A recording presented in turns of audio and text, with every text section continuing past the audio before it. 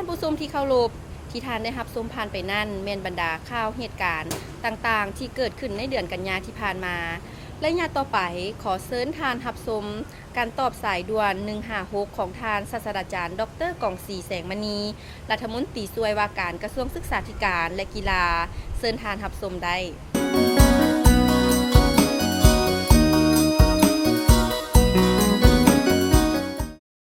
ผู้เสนอจากนครหลวงเวียงจันทน์เสนอเกี่ยวกับปัญหาการศึกษา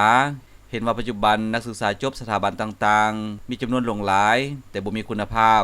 กระทรวงศึกษาธิการและกีฬาควรเข้มงวดและเอาจริงเอาจังในการชี้นำและกวดกาบรรดาโรงเรียนและสถาบันต่างๆเพื่อให้รับประกันคุณภาพโดยรวมแล้วมันพวกเราผู้บริหารการศึกษาก็คือพ่อแม่ประชาชนก็คือพรรคและรัฐบาลล้วนจะเป็นห่วงในการคุณภาพการศึกษาของชาติจึงได้มีการปฏิรูปมาเป็น2ระยะมาถึงปัจจุบันและพวกเราได้เฮ็ดอย่างใดสำหรับคุณภาพของการศึกษาแต่ได้มาเราบ่เคยมีเรื่องประกันคุณภาพเดี๋ยวนี้พวกเราได้เริ่มแต่แน่นอนแล้วเรื่องการประกันคุณภาพมันก็มีขั้นตอนของมันและก็มีหน่วยงานของมันและก็มีมาตรฐานของมันและสิ่งที่พวกเราดีใจที่สุดแม้พวกเราสามารถสร้างมาตรฐานทางด้านคุณภาพตั้งแต่ชั้นประถมศึกษาจนฮอดมหาวิทยาลัยใกล้จะสำเร็จหมดแล้วพวกเรากำลังดำเนินการกวดกาไปตามแต่ละระดับซึ่งปัจจุบันนี้ก็วิทยาลัยของรัฐของเอกชนมหาวิทยาลัยก็ได้ถูกประเมินไปหลายร้อยโรงเรียนแล้วและพวกเรากำลังเฮ็ดอยู่ในขั้นประถมศึกษาและสร้างครูแน่นอนคุณภาพมันมีหลายปัจจัยบ่แม่นแต่เรื่องพวกเราสิเว้าว่าสอนดีเรียนเก่งเพราะฉะนั้นบ่แม่นคุณภาพมันต้องมีเรื่องสิ่งแวดล้อมของโรงเรียนเรื่องความรู้ของครูอาจารย์และสังคมเป็นส่วนหนึ่งที่จำเป็นต้องได้แก้ไขช่วยกันโดยเฉพาะมันปัจจุบันยุคข้อมูลข่าวสารยุคนำใช้สื่อและยุคการเครื่องเทคโนโลยีเข้ามาและให้ให้เวลาของนักเรียนก็เสียเวลาหลายย้อนการลิ้นโทรศัพท์และหลายอย่างแล้วก็มีสิ่งแวดล้อมอื่นกระทบเข้ามาให้เวลาเรียนนั้นก็น้อยลงและสำหรับอาจารย์เองก็มีปัญหาในการที่สอนฉะนั้นพวกข้าพเจ้าพยายามวางมาตรฐานของครูวางมาตรฐานของผู้เรียนและวางมาตรฐานของโรงเรียนให้ได้คุณภาพฉะนั้นพวกเราพยายามในการแก้ไขมันเพราะเอาครูประถมนะครูชั้นประถมนะที่ผู้จบชั้นต้นชั้นกลางเอามายกระดับขึ้นในแต่ละปีได้จำนวนหลายพันคนและคาดว่านอกจากครูแล้วเรื่องอุปกรณ์การเรียนการสอนและสิ่งแวดล้อมต่างๆอำนวยความสะดวกนั้นต้องได้ค่อยๆปรับปรุงขึ้นเมื่อและเว้ารวมแม่นพอกำลังตั้งหน้าสุ่มใส่ปัญหาคุณภาพโดยเฉพาะมันเป้าหมายของหลัง2015นี่พวกเรามันเฮ็ดให้มีความยืนยงและมีคุณภาพมาตรฐานของนักเรียนนี่มันสิเว้าว่าพ่อแม่ผู้ปกครองผู้เดียวก็บ่ได้นักเรียนเองก็ต้องแม่นเป็นผู้ที่ต้องตั้งใจเรียนแท้ฟังความสั่งสอนของครูอาจารย์แท้ฟังความของพ่อแม่แท้และบ่ซอกหาสิ่งอื่นที่มารบกวนต่อการศึกษาเรียนของตนเองต้องมีมาตรฐานนะครับอันนี้มีหมดแล้วและพ่อเตรียมแพร่โดยเว้ารวมแล้วแม่นพ่อคันพ่อปฏิบัติได้ตาม5หลักหมู่นั่นน่ะถือว่าครบผู้เสนอจากบ้านดงบังเมืองวีรบุรีแขวงสวรรณเขตเสนอให้กระทรวงศึกษาธิการและกีฬาเรื่องทุนการศึกษาต่างประเทศนั้นแม่นขอให้แจ้งให้ทราบอย่างทั่วถึงบ่แม่นอยู่แต่วงแคบในตัวเมืองเท่านั้นพอเฮ็ดให้ประชาชนอยู่เขตนอกบ่สามารถรับรู้และเข้าถึงทุนการศึกษาต่างประเทศได้ให้เข้าใจว่าทุนการศึกษาไปต่างประเทศทอดปัจจุบันนี้ภาครัฐบาลเฮาก็ยังมีปัญหาเรื่องมีข้อจำกัดทางด้านงบประมาณที่จะส่งลูกหลานของเฮาไปเรียนอยู่ต่างประเทศด้วยทุนของรัฐบาลเองน่ะแม่นยังจำกัดที่สุดและน้อยที่สุดฉะนั้นจะต้องอาศัยการช่วยเหลือของต่างประเทศโดยเฉพาะเป็นบรรดาประเทศเพื่อนมิตรยุทธศาสตร์และบรรดาประเทศที่เพิ่นมีทุนมีหัวอยากช่วยเฮาว่าเป็นยังมันจึงบ่ทั่วถึงในขอบเขตทั่วประเทศอันนี้ก็มีเหตุผลข้าพเจ้าก็ยอมรับว่ามันบ่ทั่วถึงได้เพราะว่าทุนการศึกษาที่ต่างประเทศให้เฮาหลายที่สุดท่านแม่นมีแต่เวียดนามกับจีนเป็นตัวเลขที่หลายกว่าหมู่จีนในปีนึงนักศึกษาลาวต้องเรียนอยู่จีนในทุนรัฐบาลต้องเป็น300คนจบมาเท่าใดเอาไปตื่มใส่เท่านั้นหมายความว่าปีนึงเฉลี่ยแล้วต้องส่งไปตื่มมัน60คนประมาณนั้นแหละ วันนี้เวียดนามนี่เพิ่นให้ทางระยะสั้นระยะยาวปีผ่านมาเนี่ยมันได้900กว่าคนเกือบ1,000คนเป็น1,000คนซะ เจ้า นั่นคือรัฐบาลทางระยะสั้นระยะยาวในจำนวน1,000คนนี่มันมีทุนสำหรับปริญญาตรีปริญญาโทปริญญาเอกและของทุกแขนงการ โดยเฉพาะมันมีอยู่ภาคส่วนจัดตั้งศูนย์กลางคุ้มครองและจัดส่งมีของทั้งฝ่ายป้องกันชาติป้องกันความสงบเป็นจัดส่งเองฝ่ายศึกษาครับจัดส่งเองและก็เหลือนั้นเป็นระยะสั้นสำหรับฝ่ายศึกษาจัดส่งเองมันมี2ส่วนเขาเอิ้นว่าวิทยาศาสตร์เทคนิคในส่วนที่ทุนปริญญาตรีทั่วไปนี่มันเขาจะแบ่งให้มหาวิทยาลัยแต่ละแห่งเป็นผู้คัดเลือกมอบตัวเลขให้มหาวิทยาลัยต่างๆใน5แห่งของรัฐมีมหาวิทยาลัยหลวงพระบางมหาสุภานุวงศ์มหาวิทยาลัยแห่งชาติมหาวิทยาลัยวิทยาศาสตร์การแพทย์และมหาวิทยาลัยชาติเขตมหาวิทยาลัยจำปาสักซุมนี้เป็นผู้เลือกให้แบ่งตัวเลขให้และวิชาให้เลือกเอานักเรียนปีที่1ได้เขาบ่เอานักเรียนใหม่ได้เรื่องมันทางฝ่ายผู้ให้ทุนเพิ่นให้เอานักเรียนที่กำลังเรียนปีที่1ของมหาวิทยาลัยซุมนี้ฉะนั้นพวกเราละคิดว่ามหาวิทยาลัยแต่ละภาคกันมีตัวแทนของประชาชนในทุกเขตมาเรียนลูกหลานผู้ใดเก่งก็ได้มาเรียนอยู่หั่นว่าเลือกไปต่างประเทศมันเลือกเอานักเรียนดีเรียนเก่งนอกจากนั้นบรรดาประเทศผู้ให้ทุนทั้งหลายนะเพิ่นมาเส่งเอาเลยตัวอย่างจีนญี่ปุ่นออสเตรเลียแม่นเพิ่นมาเลือกเอาเองแล้วเฮานี่มีส่วนร่วมให้ความสะดวกและก็นำพาเพิ่นไปเผยแพร่เรื่องทุนการศึกษาอยู่บรรดาแขวงอันนี้มันผู้ใดมีความสามารถเส่งเข้าได้ถึกสัมภาษณ์ได้ก็มันได้ถูกเลือกไปตามนั้นอันนี้มัน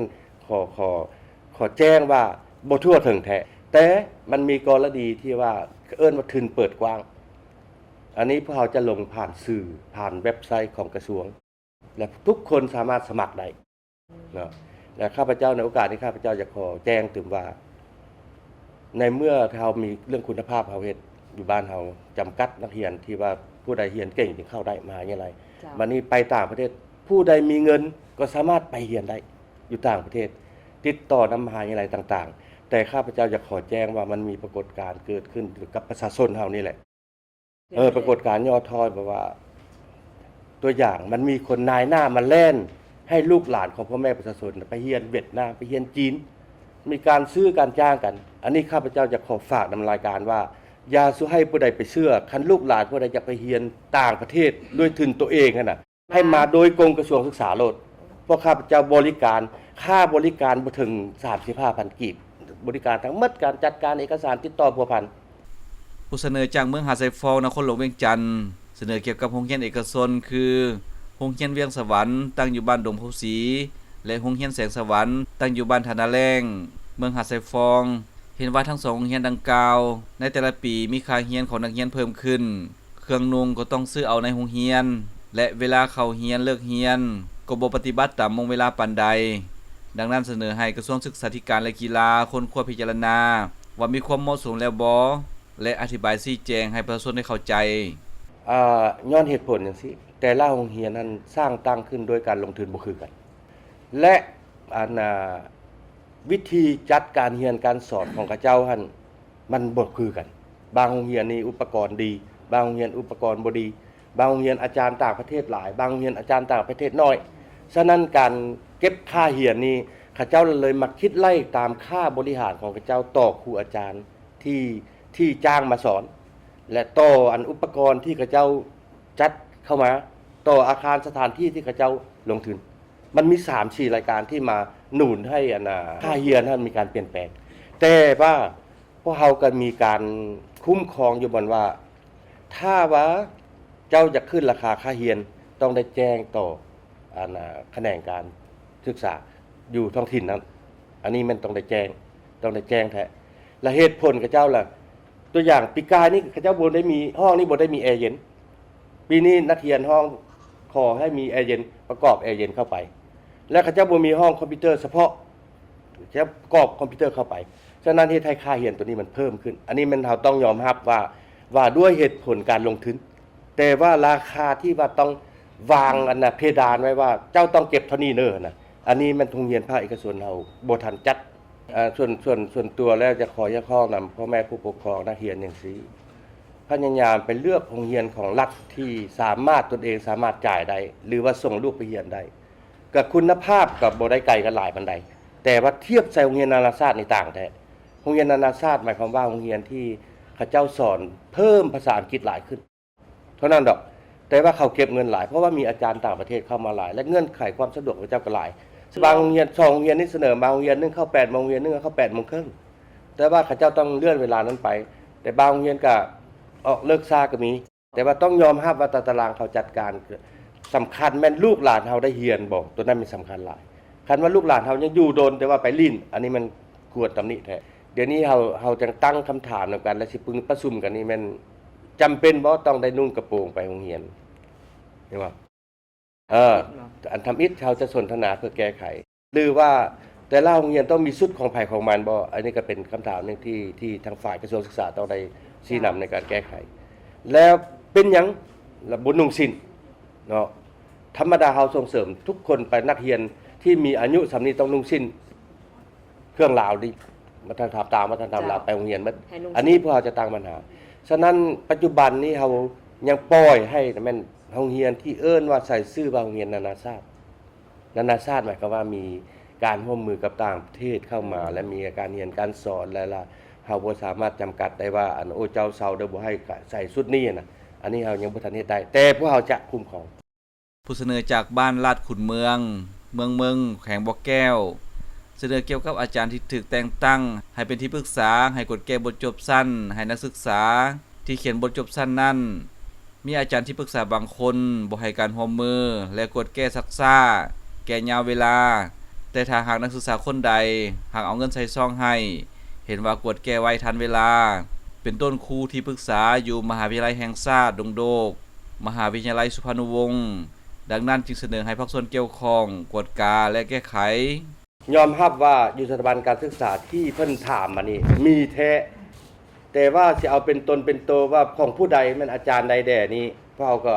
แต่ปีผ่านมาพวกเราก็ได้สืบสวนหาแล้วและก็ได้ตำหนิส่งข่าวแล้วและข้าเจ้าท่านก็บางคนก็ได้ถูกเปลี่ยนแปลงหน้าที่แล้วแต่สำหรับผู้ที่เฮ็ดใหม่ๆนี่พวกข้าพเจ้าจะสืบสวนและสอบหาวิธีแก้ไขให้ได้อาจารย์เองก็เป็นผู้สร้างปัญหาและนักเรียนเองนักศึกษาเองก็เป็นผู้สร้างปัญหาตัวมีเงินแล้วบ่อยากเรียนก็เอาเงินไปให้อาจารย์อันนี้ก็บ่ถูกได้จ้างอาจารย์เขียนให้อันนี้แหละจรรยาบรรณของครูและมีข้อห้ามอยู่แล้วอยู่ในกฎหมายมีข้อห้ามอยู่แล้วอยู่ในนำรัฐว่าโดยรัฐกรครูทั้งย้ายโลดแหละข้าพเจ้าว่าแจ้งซั่นแหละคันฮู้บุคคลผู้นั้นแล้วแม่นย้ายออกโลดและนักศึกษาผู้นั้นเฮ็ดผู้ใดไปซื้อก็ไล่ออกโลดได้บ่ให้อยู่อีกได้เป็นนักศึกษาคันฮู้นั่นนั่นได้เข้มงวดแท้ๆตัวนี้นะถ้าผู้ใดฮู้แล้วให้แจ้งให้กระทรวงศึกษาเรื่องนี้นะข้าพเจ้าจะดำเนินผู้เสนอจากแขวงโพธิ์สาลีเสนอเกี่ยวกับการลงโทษนักเรียนของครูที่โรงเรียนประถมสมบูรณ์บ้านสามัคคีไซลงโทษนักเรียนที่ตอบภาษาอังกฤษบ่ได้โดยวิธีให้อดข้าวสวยและให้อาบน้ำเย็นในเวลาอากาศหนาวเสนอให้กระทรวงศึกษาอบรมครูอาจารย์ให้มีจรรยาบรรณในการสอนและควบคุมอารมณ์อันนี้ข้อมูลตัวนี้ข้าพเจ้าก็เสียใจอยู่แต่ผู้ที่โทรมาหรือว่าผู้ที่เอานำข่าวตัวนี้ออกมานะแต่ว่าทำลงไปแค่ข้าพเจ้ามันได้ลงไปแต่ว่ามีการสืบถามลงฮอดถามฮอดมัดทางผู้บริหารจนฮอดท่านแหละแม่นบ่มีความจริงแต่ว่าเฮาก็บ่ทันเชื่อว่าอันคำว่าบ่มีความจริงนี่แม่นจากการผู้บริหารแขนงการศึกษานี่แต่ต้องถิ่นขึ้นมาแต่ส่วนตัวจริงแท้ๆแล้วแม่นมันสิมีอะไรพวกข้าเจ้าสืบต่อสืบสวนตึมแต่ว่าในความข้อมูลเบื้องต้นแม่นบ่มีความจริงกฎหมายได้เว้ากฎหมายอยู่ในข้อห้ามของกฎหมายได้เว้ามาตรา4และก็อยู่ในระเบียบรัฐกรครูก็ได้เว้าอยู่ในจรรยาบรรณของครูก็ได้เว้ามีข้อห้ามเรียบร้อยหมดบ่ให้ทรมานบ่ให้ทำลายนักเรียนผู้เรียนมีอะไรคันว่าพูดมันบ่ให้เป็นครูอีกแล้วท่านผู้ชมที่ฮักแพงทานสามารถชมรายการโทรภาพผู้แทนประชาชนได้ทุกวันอาทิตย์ในเวลาเดียวกันนี้ถ้าหากท่านใดมีคำคิดคำเห็นต่อรายการของพวกเฮาท่านสามารถติดต่อได้ทางโทรศัพท์ที่ปรากฏขึ้นหน้าจอพบกันใหม่ในอาทิตย์หน้าสบายดี